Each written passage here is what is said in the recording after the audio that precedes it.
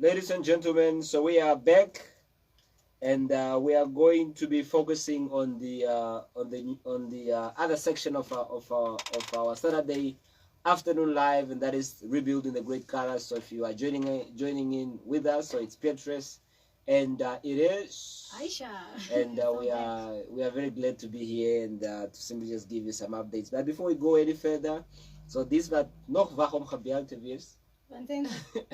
Van Census and NDF. You know, I walked in Spa and one person is telling me, oh, why did you not pray for me, man? I say, well, for what is that? So they didn't take me at NDF. So I said, if they didn't call you, then there's a better plan. Maybe you need to stay here in Spa for some time. And the person is not happy. He said, no, God has a plan for me. I say, yeah. You know, but now what else do you want to attach it to if it's not that? But I think those ones are. So if you are waiting to be called, maybe as the other men say, yes, 8 far. I think for the number of positions that are out now, it's like the constituency supervisors and then the team supervisors. Okay, for the census. Yeah, for all of the regions are out.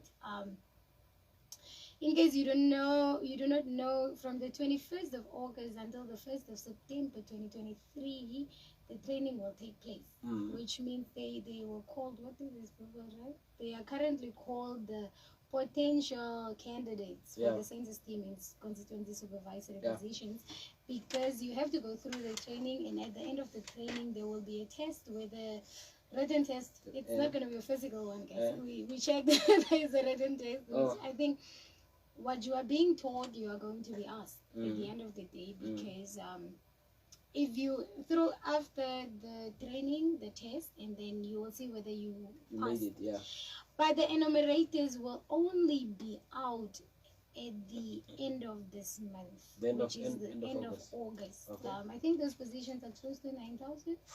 If not, I think it's close to 10,000 actually, because it's 9,300 and something. In total, census is supposed to employ about 13,600 people, which means that other people who also, gave in their cars and all those things, they were contacted, cars were checked and all of these things. So in case you don't know, you haven't seen anything, I hope you guys go on the census website, which is the NSA. It is www.nsa.org.na, and then you will see your name and stuff like that. But for the Kharas region particularly, the training will take place at these venues. For Class 1, which is Karasburg East in Beersheba, it will be at the youth center behind JNL in Teplachte.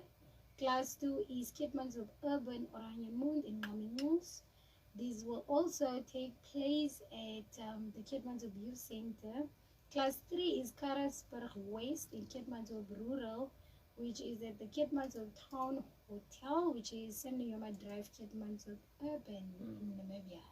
So I hope the information is out there in case you haven't accessed it. Like I said, go to the website, which is www.nsa.org.na. Yeah. Very good, man. And for the NDFs, I think those ones are also out, right? I think the names are already out, but Monday I think it's the test. The physical test. I think we already got placed.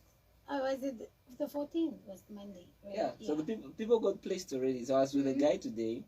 The guy is telling me the daughter she's currently in Windhoek at one of those bases people there. got placed, but I mean for the actual test, the running and stuff. Oh, so that didn't take place yet? No, it's only Monday. My cousin is also part of them, so it's only this Monday. So now people need to physically train now to get fit.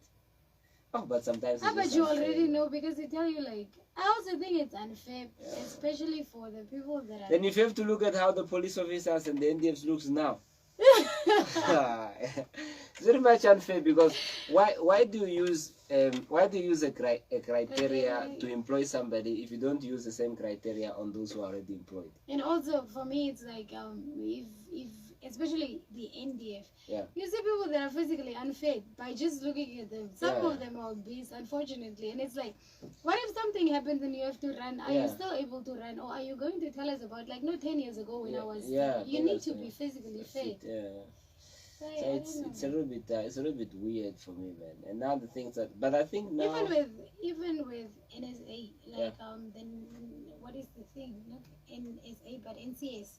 Then correctional facilities. I'm like, why do you need that kind of like training? Yeah.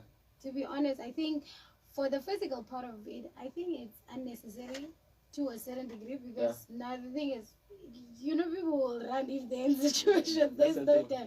But now we have many police officers who are physically fit, quote unquote, but they are good for nothing when they have to write like statements and stuff like that. You are explaining to somebody how to write something. People do not also, I think, the training which takes place for 6 months do not have any psychological impact, because when you work with people, you're supposed to be taught how to work with people. That's the thing. So it's crazy. We have.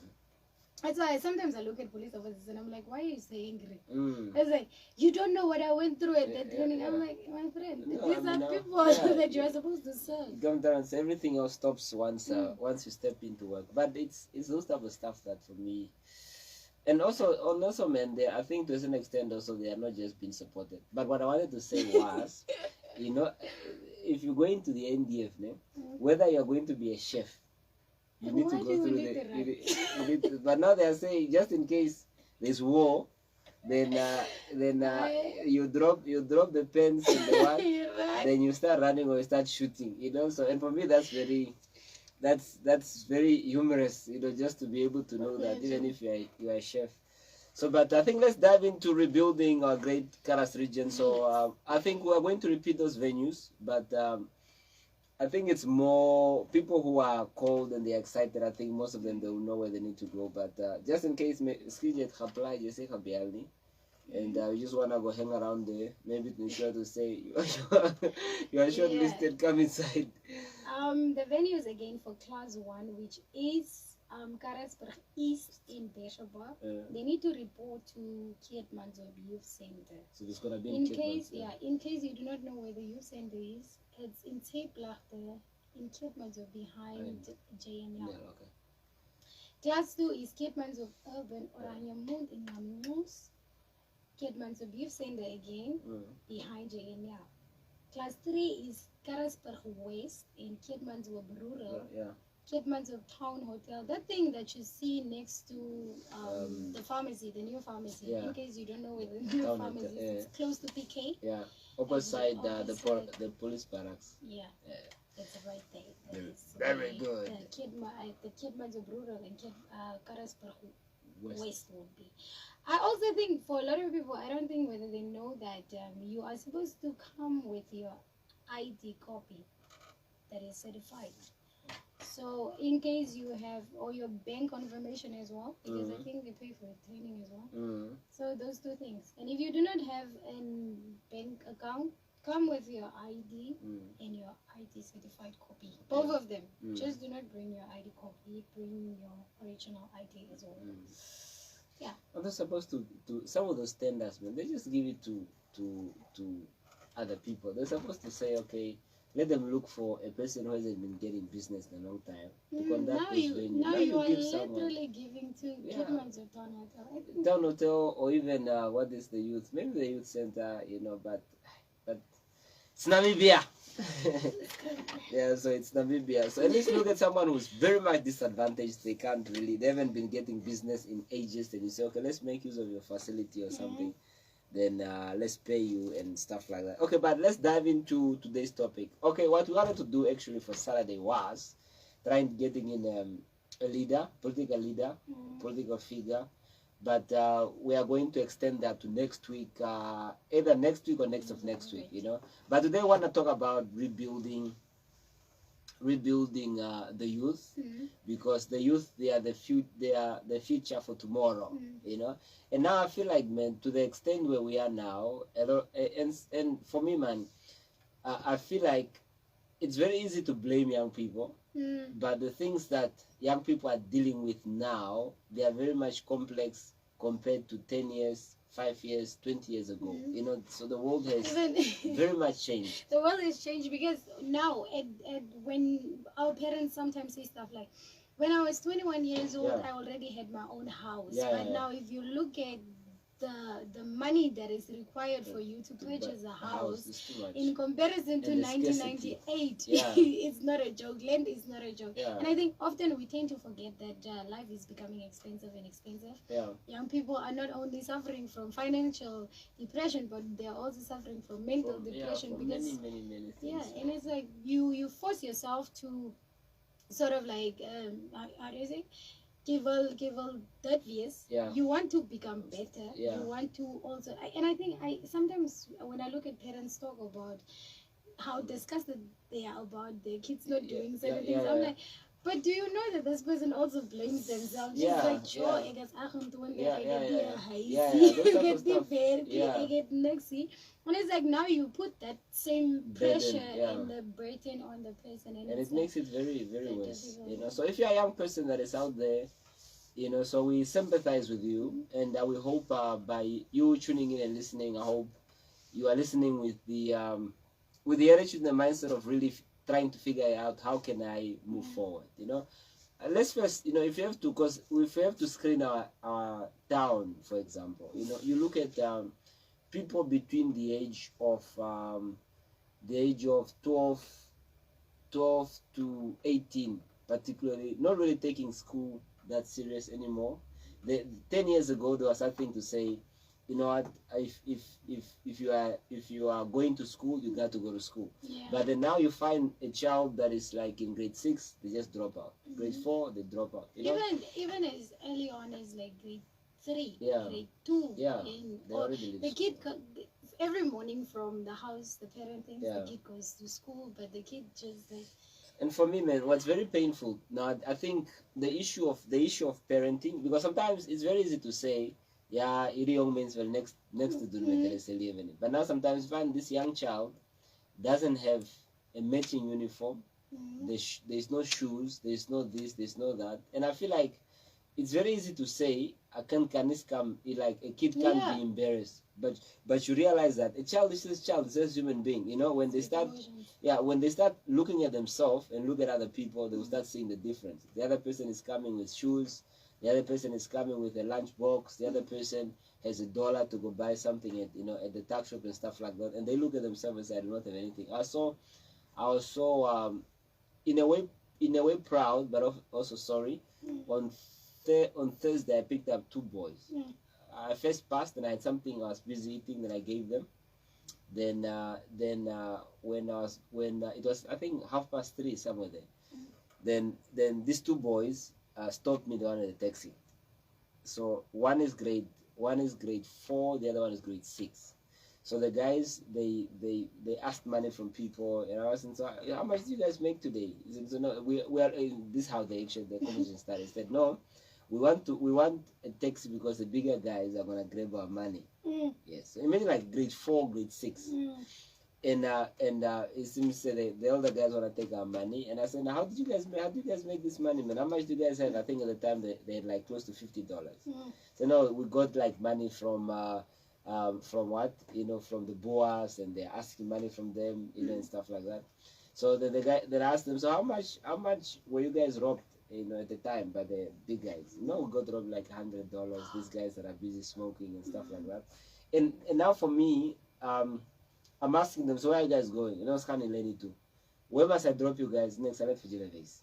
And that is like, for me, the way, and first they were saying like they are going 10 to 10 side, past that side, but when it just came like at the end of Ileni, they said, no, you can just stop here.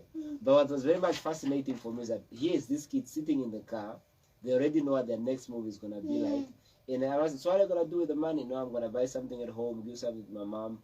But you realize sometimes it's those type of circumstances that are pushing these young kids to do those type of stuff. Because now, a grade 4, grade 6 need to be taken care of.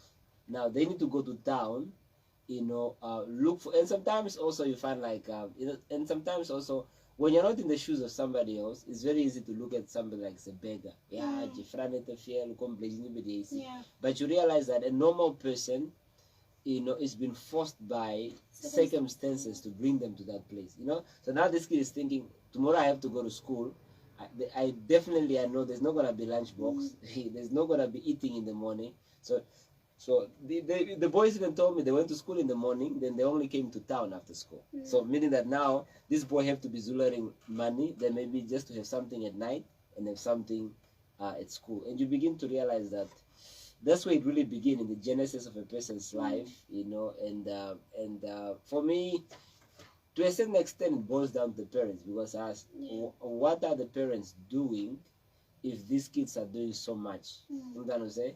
And a kid like that, when they realize that the comparison is becoming too much, I'm looking like I'm less off, I'm looking like I'm not concentrating, I'm thinking, wanneer is a take at the school with 8 hands so that I can go to town. Even your concentration at school is not really there, and your focus, I think, starts to shift, because now you're like, you said in a class, you're looking at these things, you're checking time, you're like, and let's say like days like month end, 20th, the days that are busy, you're like, John, if we were in town already, we would have made this kind of money. And believe me, to a certain extent, if it's busy days, they might choose not to go because that's the only time they can make more money. They can say, okay, no, today on Spanish school to me, because when I've been in town, it's gonna be busy and stuff like that. And for me, it's very heartbreaking, because I feel like one of our conscious existence as human beings, it is having that dream. Whether it is being a police. Sometimes you ask these kids, what do you want to become? Want to become a police officer? But at least you can feel like a person has a dream. But then for that dream to be killed to an extent to simply say, to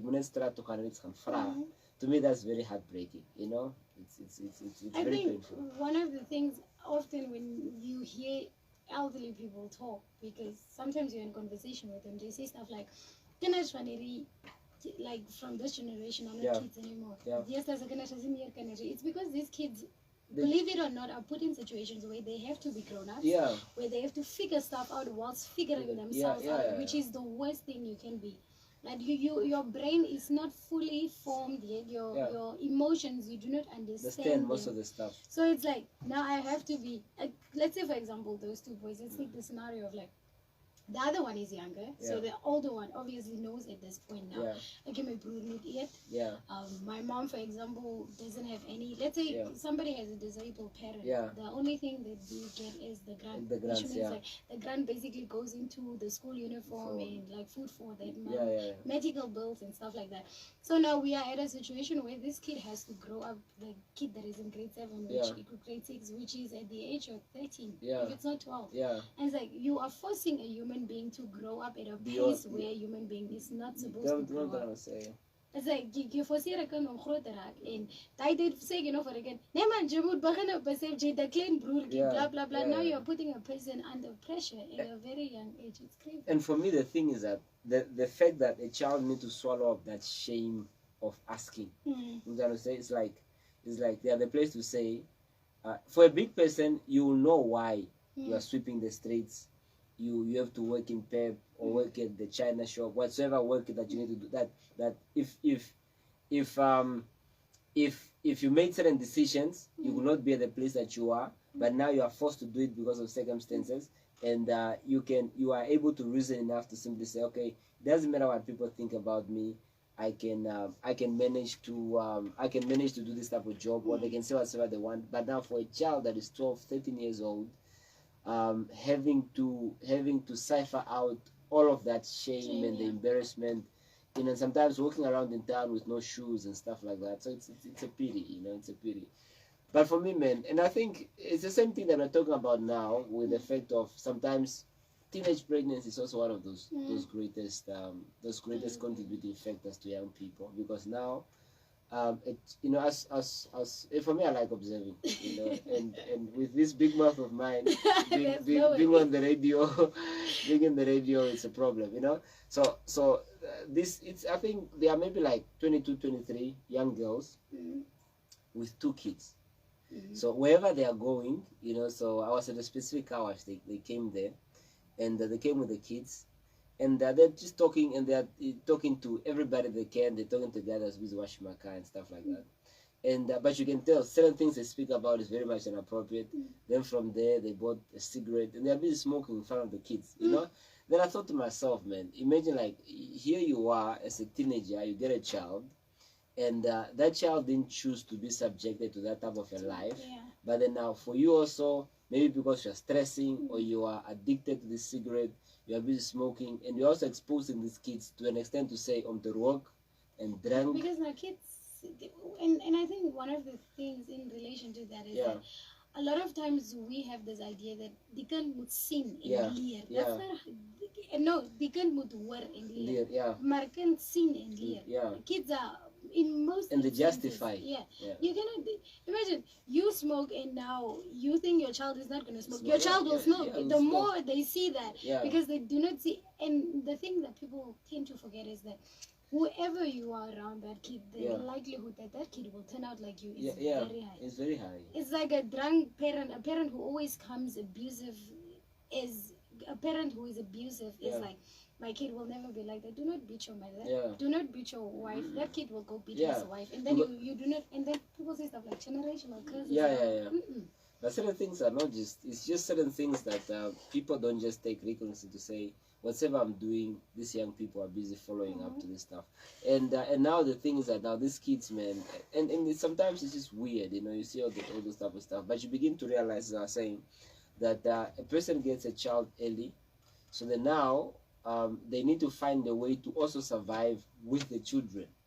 You know, so now either if they want to have a good time, they need to leave the kids with the grandma, or they need to leave the kid with the neighbors, or they need to leave. There's an incident in Swakop, a lady that was a security guard that used to leave her child in the shack at night, you know, just to go to work.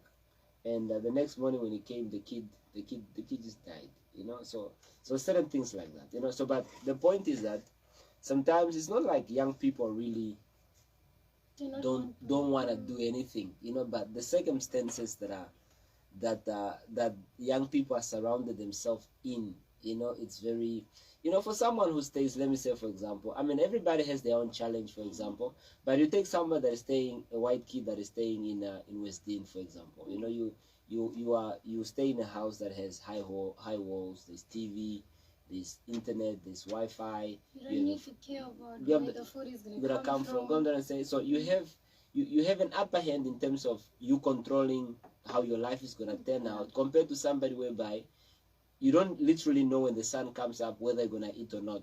And the only way I'm going to eat is by me doing my best to find something to eat. And for me, I think that's very heartbreaking. And maybe just to put it on this note, man, if you a little bit more fortunate than somebody else, you know, so be at a place whereby you can assist. Come down and say, because sometimes it's very much easy to say, because so when you look at the statistics nowadays, when you look at how many young people from the age of maybe 12 to 17, 16, they don't go to school in Caitmans, they're very high. Like especially, I think in most instances, that's why I always ask these people that are social workers, these people that are within, let's say, the Ministry of Child Welfare, for example, people that are in social services. Ek bewonder myself altyd van jy loop rond in die dorp, there is no way you don't see. There is no way you do not ask at least. Obviously, there are instances where you can try your best and it might not work out. But what about that one kid? Just because you tried with this one, you give up. What about the next one? I think often we have this idea that everybody is the same. Certain people just want help. Other people are also willing to accept that help. And I think, especially if it's not from last year, I think 2020, 2022 and 2023 have been the years that I've seen more young boys, like kids that are 11, 9, that are selling like things like narkis on the street. And it's like, in these years that I've left in Caitmans, I've never seen that number of kids, street kids. Like even when I was working in Marintal, I used to wonder, like, because when people talk about street kids, I was like, no, here in Marintal it's worse. Because it's like, Marintal has a lot of street kids, and then I was like, in Caitmans, there's no way. And now it's almost the same number of people that are here. And you know this kid doesn't go to school because of what he's wearing. And it's like social workers are like, but you did not recommend, you did not refer. How can I refer when you also work in town? You can just ask the kid, where do you stay? Yeah, but also the thing is that, because the other thing is that these kids, because if you have, and we're not really just like trying to cast aspersion, but most of these kids that turns out to be, they are those ones that just want to be on the streets, but they are those ones who are left with no option to be on the streets. But then the question comes to say, waar is the over as the kind of straat is? Because then you get to find how in the world does a 6-year-old a great 6-year-old boy or girl just decides a honeymoon school to, without you as a parent making the effort to say Jimu school to her or Vashibidi school. You know what I'm saying? But now you realize that now, to a certain extent, parents do not care. Parental involvement, especially, I'm going to say it on record right now, parental involvement, especially in our schools. Schools that have primarily, schools that are situated in locations. Schools was Minnesota, schools was in Marintal, those kind of schools do not have parental involvement. The same way that a school in Western, for example, Prinska has, or Online has. Because here's the thing. When you are not involved in your child's education, which we keep on continuously telling people, as well as a Dribian port, the our mudarwis, the honorarizer mudarwis, in the school mudarwis, the Kamianskap mudarwis, whichever way. But now you have a school that has close to 1.6 thousand kids. Let's say, for example, and there's a meeting held at school, a parent meeting. We even make sure for parents so that they can be able, you inform them prior. You tell them, no, comments do need them now. So let's say 5:30 for 6. You accommodate people to such a degree that there is no way. 50 people are not enough. There's no way. There's no way. 1,600 kids. There is no way. Maybe all of those 500 and 1,000 there's no way. There's no way. Even if one household like Saint 10 kids, there's no way. But it's how you see, even in the way they say stuff. Like when a school gives out a pre-look list, for example, you tell same house. One kid goes to Grand Line, one kid goes to Minnesota. You tell the kid at Minnesota, Kansejo is on a razor on the but for the kid at Grand Line, you give $150 just associated. It's because we have this mentality that like, as a right, there's a say as a number school, that's fine. They will understand, and we have been understanding and forgetting that these schools are also schools that have the very same teachers that graduated from UNAM. And then when the results come out, people are like, why? But it's like, go take the kid that is from same household, not even two different houses, same household. One goes away, the other one. You compare the results, you cannot blame the school. Alone, you cannot. Even when the grade 12 results come out, or grade 10 results come out, it's like, that school of art. It's like, where were you? But you know what? One thing I've observed, and I think also to a certain extent, it is discrimination, whereby schools they have a criteria in choosing who they are. You know what I'm saying? And for me, I think that's because even now, to be honest, there are many. Let me say, okay, I think maybe putting it in percentage will be better. 80% of the kids that find themselves a JNL, for example, it's not like they are school of preference. It is either PK, Sederleg. Now KS. They never wanted to admit them, so then they just go on the other side, And but JNL particularly, it's a beautiful school, but because of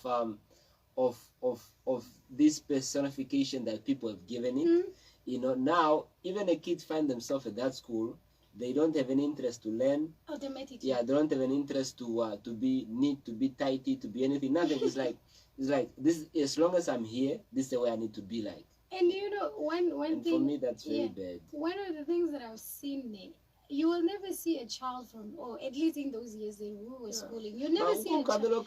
Those kids, bring them at Minasak. School. Those kids. Then we see how the reaction will be like. But what is beautiful is that kids from PK. Yeah. Geez, I'll know they're gonna slaughter me. Yeah. There's no way.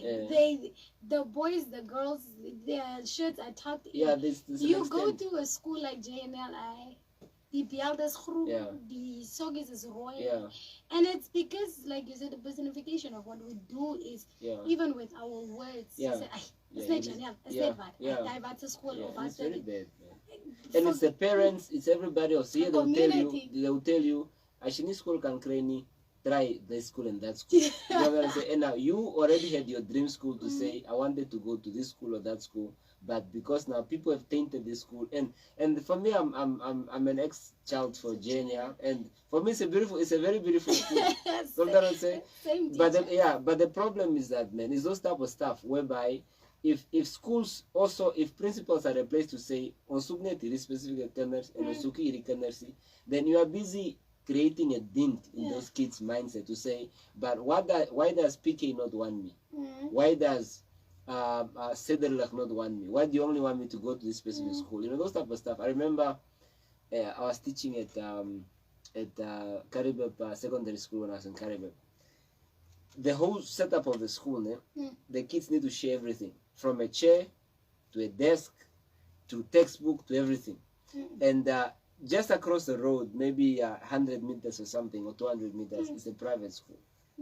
And now the bad part about me is that I taught at both.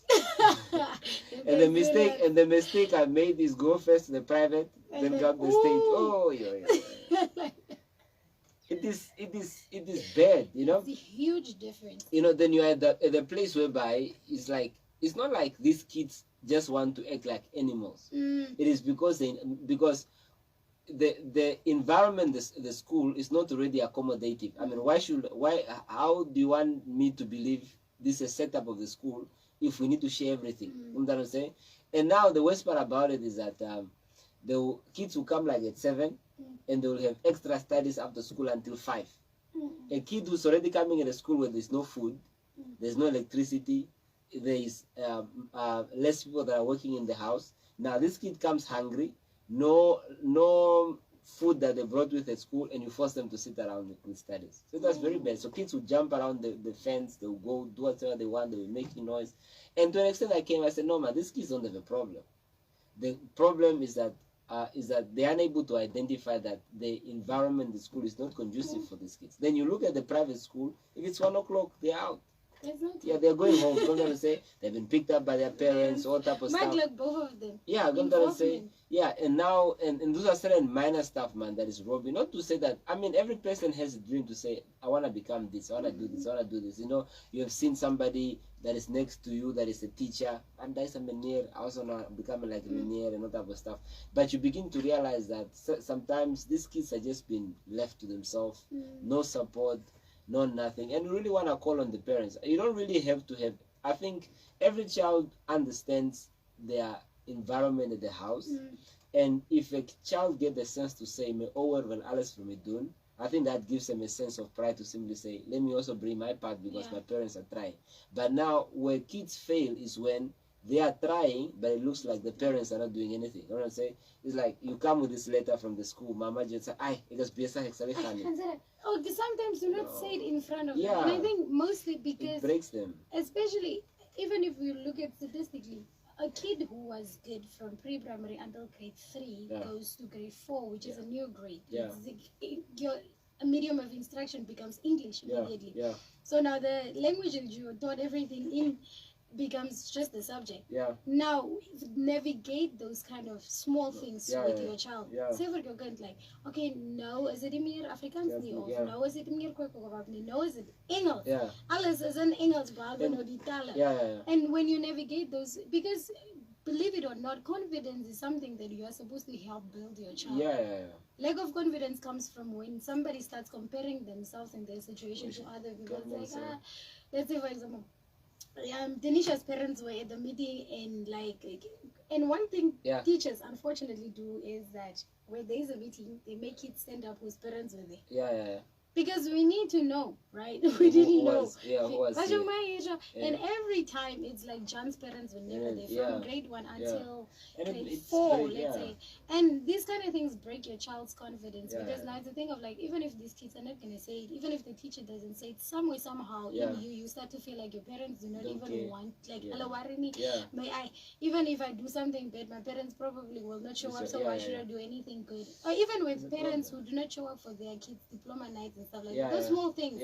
Just, and I think baie mense mense wanneer tyd is dit like om materialisties daar vir jou kind te wees is beter as net jou like presence. Kids do as a child, let me tell you, we appreciate parents' presence way more than anything. Like, what am I going to do with a car? Like, at the age of 16, your parents buy you a car, you're like, but you have never been there as a parent for me. Like, you cannot pinpoint a memory where we sat down and we were like, oh, that time we were watching that TV series, it was so fun with my parents. That is way better than my parents buying me a car, never being there. Or my dad taught me how to drive. Those kind of things, presence is very important. It's very, very important. I was fascinated by Messi. So they were busy asking him, where did he come up with this Spider-Man celebration? So because now they went to the I think champions final, that league there that is in MLS. So they say no. Every time I watch, every time, especially the days we're not playing, then I make time for my family with the kids. Then every movie we watch, if they are watching, then I need to make that as part of the celebration. That's very cool for me. Look at a person too, and imagine like those things resonate with the kids. And Messi is busy. Messi is busy and booked. You know, and the guy is at a place whereby he still has time for his children. You know, speaking about migrating to English, even people that are like 18, 19, you begin to talk to them in English, they will tell you, "Ay, kajini African praat English mak me honger." You know, then you realize that it's not really like it's their fault, but they never just had that. You know, whether be it at home, whether be it the importance of seeing that at school. So now when they go, and you find like there's some people whereby you speak to them in English, their tone is very beautiful. But the problem, because they are not confident in speaking, then they don't just get to speak. You know, but what I want to say is that for every young person that is out there. Because I don't think a person's circumstance need to limit them to dream. Yeah, come on. Franklin just told us this. Yeah, I'm gonna say So you shouldn't be limited to dream or to read. You motivate yourself like for man. I think that's the way that I need to use. Do not limit yourself. Yeah, because if your parents do not care, you can also not say exalimate myself worrying. I'm gonna say. You need to push yourself, you know, and perhaps you are in grade 7, grade 6, grade 4, you are listening to us, or you're grade 8, grade 9, grade 12, and it feels like you're just at a place whereby you just want to give up with school. You know, the thing is that you are going to regret that choice of your life, 10 years, 15 years down the line, because you feel like if I just went to school, I could do this and do that. Or even just sometimes all you need is just basic education, to open several doors. You find sometimes now a person can't even apply for an admin position that just needs grade 10 or grade 12 because they just left school grade 7 or grade 5 or grade 4, And I feel like, man, doesn't matter really where you are coming from as a child, So you push yourself, the sky is the limit. You can really do something with your life, Or even for people whereby you have maybe failed grade 10 or you have left school. Or just something, you can be at a place that let me because also the thing is that when you associate yourself too much with people who don't want to go anywhere, it makes it comfortable for you to say, this is our norm.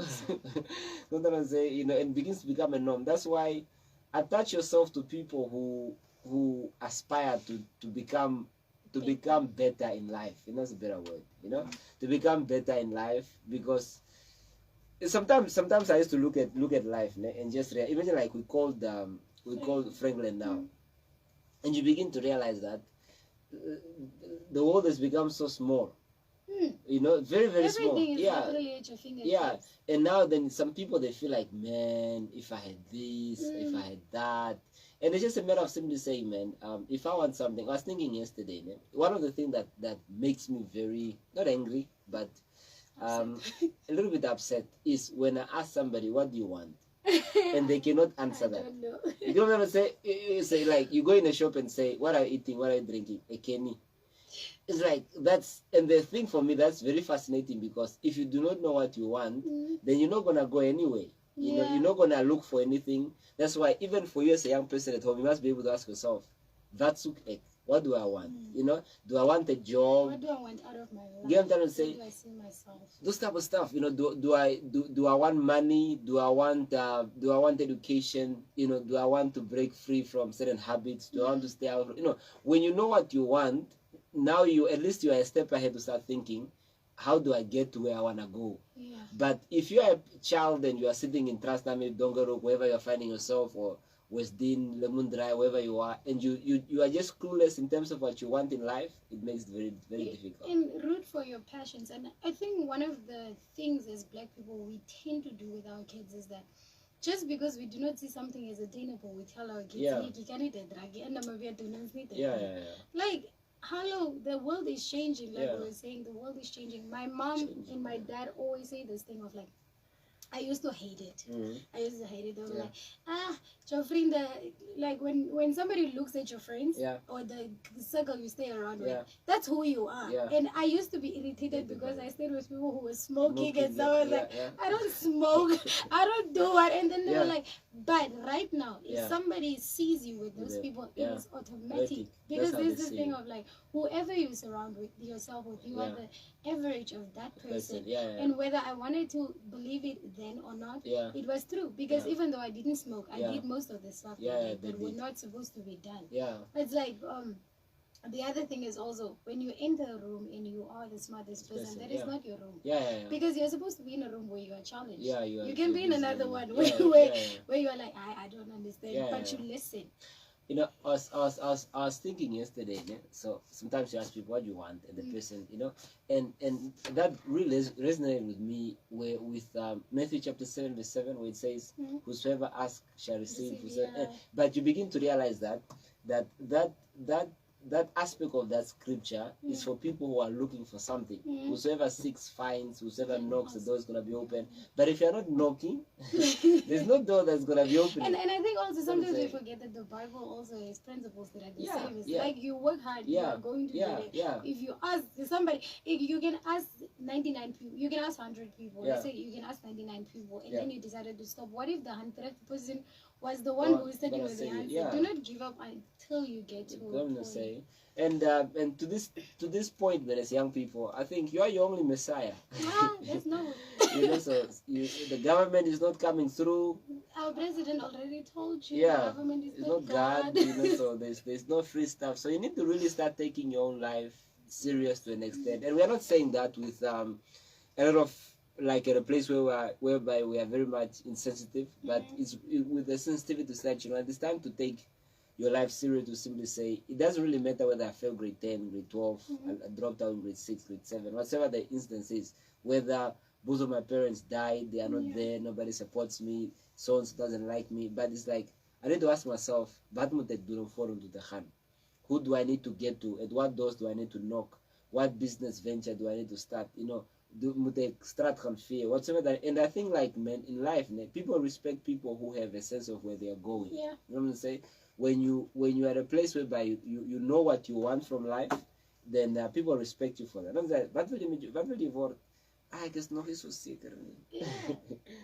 It's certain times we need to be at a place where we need to realize the whatever decision we make, especially when, and I think from an early age onwards, we need to start telling kids that you are the person that you are planning on being. There's no there's no way that door will just open. You need to study. You need to study. You need to give school attention. Because one thing about becoming a doctor, that has to do with paper and brains. It's not going to be requiring you to run nowhere. But it needs to be academic. If you want to be a carpenter, learn how to do carpentry. Like at school as I must design and start there. If you want to become a marketer, start talking to people. Sell ideas to people. If you want to become a teacher, learn how to be one. You need to have a heart for whatever you want to do, because so it doesn't become a performance thing. Yeah. And I think many young people are at a place where we are like, because now we are in a country where, third world countries, where we tell kids like, you cannot become Coca-Cola's marketer because I mean we have a Coca-Cola in Cape. Don't tell people what to do, like limit themselves. Tell people it's like make an Instagram account, Coke, and just become an influencer in some sort of way. As long as you know that the passion that you're driving for is something that is, rooted in you wanting to become better. Let us know at the core of this. I do hope you understand that all of us at some point we fail horribly. There's nobody, and if you fail and you give up, that's the worst thing you can do to yourself. Because the disappointment that you feel for yourself is worse than anybody telling you they're disappointed in you. But you being disappointed in yourself is the worst thing. So push yourself, like probeer weer. Like if you fall like 7 times, get up the 8th. There's no way. Push yourself. Just do something, and it's a pity sometimes, man, to see people. And now for me, sometimes you look at people very much talented, very much gifted. You find a person and I think, a wounded youth. Oh man. Because now you wake up every day with the world's problem. You tend to cigarette, you tend to drugs, you tend to alcohol, you tend to just stuff to simply just numb the pain. And the more you focus on the wounds, who has never been there for you, my parents have passed, my father's never been there, you know what I'm saying? So you are wasting precious time, and when you can come to a place to say, okay, you know what, I can really make something out of my life. I was thinking the other day, if you look to Caitman's the talent that sits in the South, particularly when it comes to sports, it's very immense. Then you look at somebody like Messi, who's like 36 years old, and they've done something. Then you find someone who's 36 years old, sits in Zeeblarte, have never played a major playoff game anywhere, not even in Windhoek, not even anywhere else. He's talented. That person could have been properly trained, or even people that do marathon, whatsoever, those type of stuff. Then you realize that it's a I haven't even heard like what is this thing that was always there, the Lucky Star marathon thing. The thing is, they're just dying out. Even this thing for what is it? Mutual race. Those things are they also just there. But that's what I'm saying. You find like now, at least if Namibia was very competent when it comes to education, then we can say majority of people, if you find like in the States, everybody's driven to do business because sort of like everybody want to become a multi-millionaire. They want to drive the Ferrari. They want to stay in good suburbs and stuff. But now in Namibia, there's literally no competition. You look to your neighbor; they haven't eaten last night. You look at this, you look at yourself. You open your fridge. There's nothing. So that just breaks down your morale. You know what I'm saying? So education-wise, there's nothing.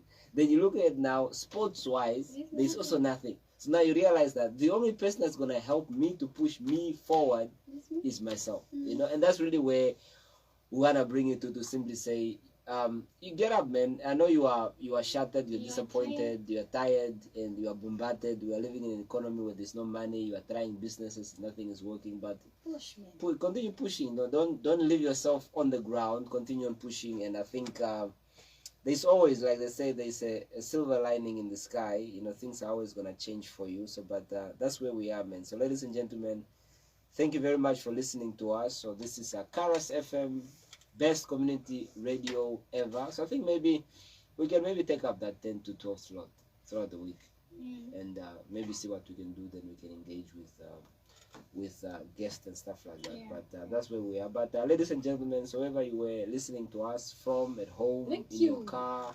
Zeeblarte, Noordhoek, Westdene, Crowline, Smarties, Odeline, achter die hospitaal, the singles houses, Arwabweg, Mess Housing, Eleni, Kharas, Mabates, the base, Negertel Dam,